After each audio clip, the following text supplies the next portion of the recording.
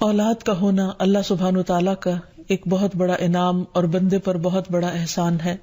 اسی لیے ہم دیکھتے ہیں کہ اولاد انسان کے لیے اگر نیک ہو تو راحت, رحمت, آرام اور چین اور آنکھوں کی ٹھنڈک کا ذریعہ ہوتی ہے.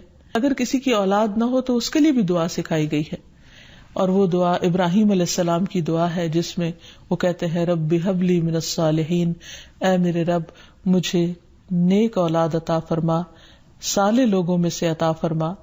فبشرناہ بغلام حلیم, تو ہم نے اسے ایک بردبار بیٹے کی بشارت دی.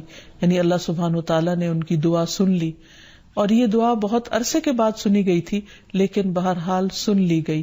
ابراہیم علیہ السلام اللہ کے دوست تھے اور مستجاب الدعوات تھے, ان کی دعائیں قبول ہوتی تھی. لیکن یہاں یہ بات بھی پتہ چلتی ہے کہ دعا کی قبولیت کا مطلب یہ نہیں کہ جس وقت انسان منہ سے کوئی بات نکالے اسی وقت پوری ہو جائے. اس کی پورے ہونے میں بعض اوقات کئی سال گزر سکتے ہیں, جیسے ہم دیکھتے ہیں یوسف علیہ السلام کے واقعے میں, ابراہیم علیہ السلام اور دیگر پیغمبروں کے سلسلے میں. اور پھر ہم اس بارے میں یہ بھی دیکھتے ہیں کہ جس طرح ابراہیم علیہ السلام کی دعائیں قبول ہوئی تو انہوں نے اپنے رب کا اس پر شکر بھی ادا کیا اور فرمایا الحمدللہ الذی وہب لی علی الکبر اسماعیل و اسحاق ان ربی لسمیع الدعاء, کہ اللہ کا شکر ہے جس نے مجھے بڑھاپے میں اسماعیل اور اسحاق جیسی اولاد دی, بلا شبہ میرا پروردگار دعائیں سننے والا ہے.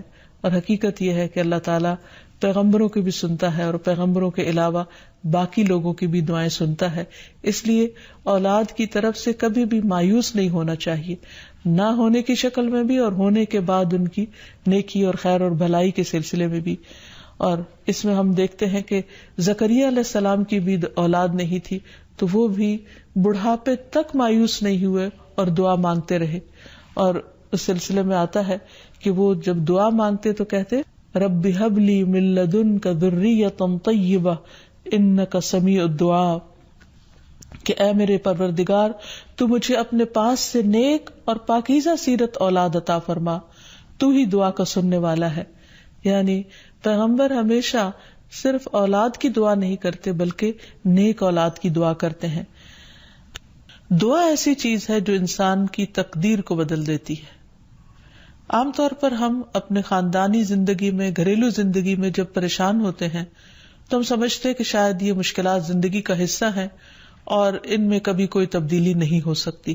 حالانکہ اللہ سبحانہ وتعالیٰ کے لیے کسی بھی چیز کو بدلنا کچھ بھی مشکل نہیں. بعض اوقات ہمیں شیطان یہ وسوسہ ڈالتا ہے کہ یہ چیز تمہاری تقدیر میں لکھ دی گئی تھی اس لیے اب اس سے کوئی نجات کا راستہ نہیں.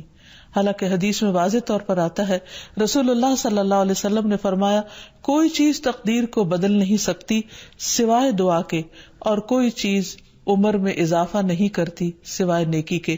یعنی اگر انسان دوسروں کے ساتھ خیر و بھلائی کرتا رہتا ہے تو یہ چیز اس کے عمر میں اضافے کا ذریعہ بنتی ہے. تو بات یہ ہے کہ جب بھی ہم اپنے خاندانی حالات, گھریلو زندگی, اپنے ازواج یا اولاد کے سلسلے میں کچھ بھی پریشان ہو تو اللہ سبحانہ وتعالیٰ سے خوب خوب دعا کریں, اور دعا سے پہلے اللہ تعالیٰ کی حمد و ثنا بیان کریں.